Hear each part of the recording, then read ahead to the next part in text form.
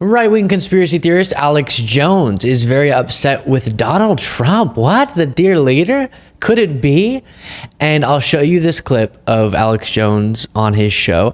I will add a disclaimer to this entire segment. I'll probably have to say it a few times, but what you're about to hear Alex Jones say about vaccines is wildly inaccurate.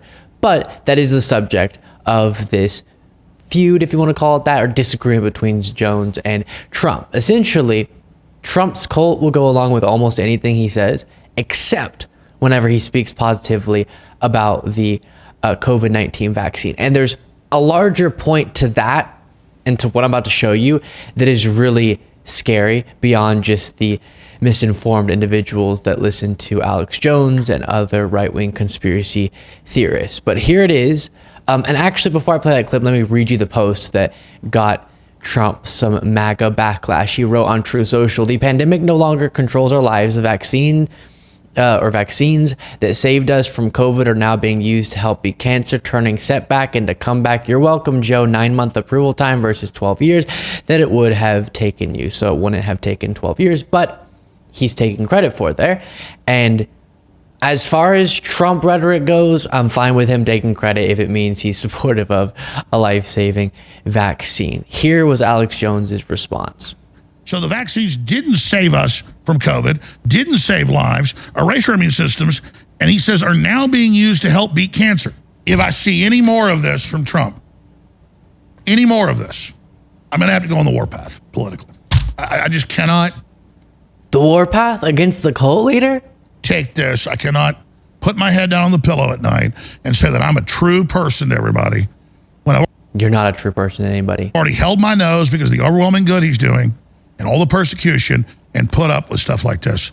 It'd be like if your mother created this great Thanksgiving meal and cooked for 2 days to get it ready, and it's this beautiful meal on the table, and your mother comes out and pulls her pants down and it's all over the table. Doesn't matter how good the turkey or the ham is or the stuffing or the collard greens or the sweet potatoes or the salad or the pumpkin. No, we get the analogy. You don't have to keep listing more food. Pumpkin pie or the cobbler, because she just all over the table. Wow. What a poet, really. If you think about it. Here's more.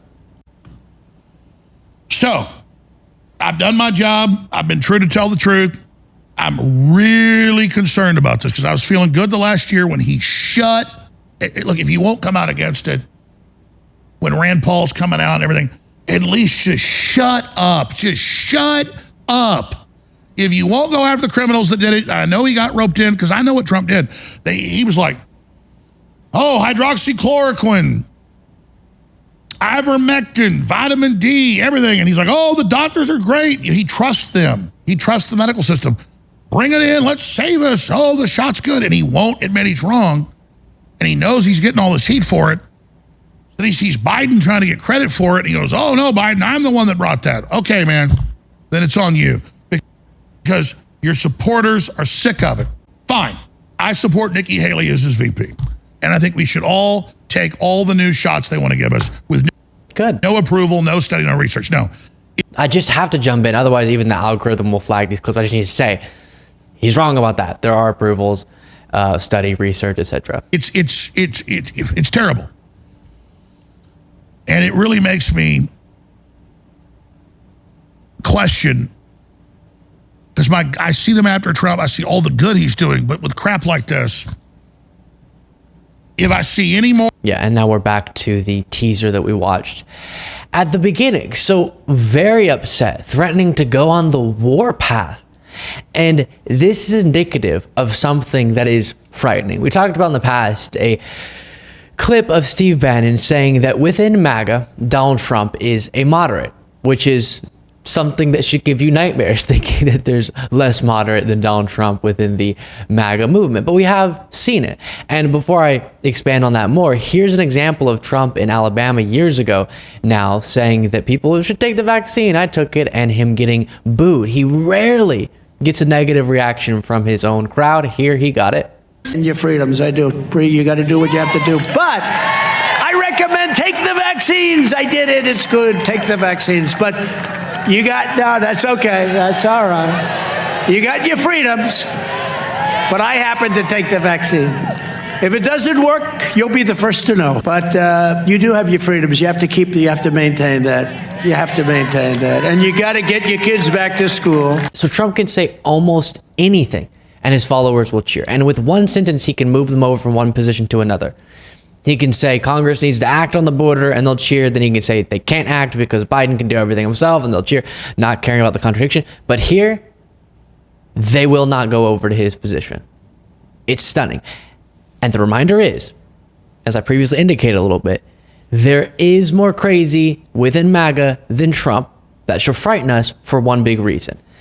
And that is, while we absolutely, as I talk about quite literally every single day on this show, need to oppose Trump and for the threat that he poses to our democracy. Last time he tried to block the peaceful transfer of power, says the government should go after media outlets he hasn't like recently called the press criminals and said MSNBC shouldn't be allowed, was the wording he used, to do coverage of him that he finds to be reprehensible. He's called for the termination of the Constitution. And so he is an authoritarian wannabe, threat to democracy, and he threatens reproductive freedoms, and he wouldn't do anything about gun violence, and he would be worse for the economy, etc. And also, in the second term, when he's less worried about a re-election bid, he would be more likely to listen to his right flank, which is terrifying. He would be more likely to attempt to placate the most radical part of his base. It already feels like he's doing that, I know. But what we're learning here is there are issues where he could go even worse. He could become even worse on them. And so him listening to the radical extreme, even more horrible on issues like anti-vax stuff than him, part of his base, creates a situation where he's even more disastrous than we already expect him to be, or suspect he would be, even though he's not going to get a second term, if we have anything to say about it. And interestingly, there's a similar but opposite phenomenon going on with Biden, where he has listened to his progressive flank. And for that, we've gotten really good policies that some people didn't even expect with Joe Biden, because he was known as a really sort of moderate centrist Democrat, and he's been moderate and common sense and reasonable in his governance, but he has listened to his progressive side and to progressive allies of his. And that's yielded some of the really good policies that we've seen. The opposite thing could happen with Trump, where he listens to his really bad part of the party, right flank, and is even worse than we already know him to be willing to be. That's, I think, the takeaway from this. Is he going to listen more to the Alex Joneses of the world in a second term? I think so. So he could be even worse. Okay, that's it. That's frightening. Yet another reason, as if we need more to vote against him and to get others to vote against him in the election. Please like this video, click the alert bell, and subscribe to the channel.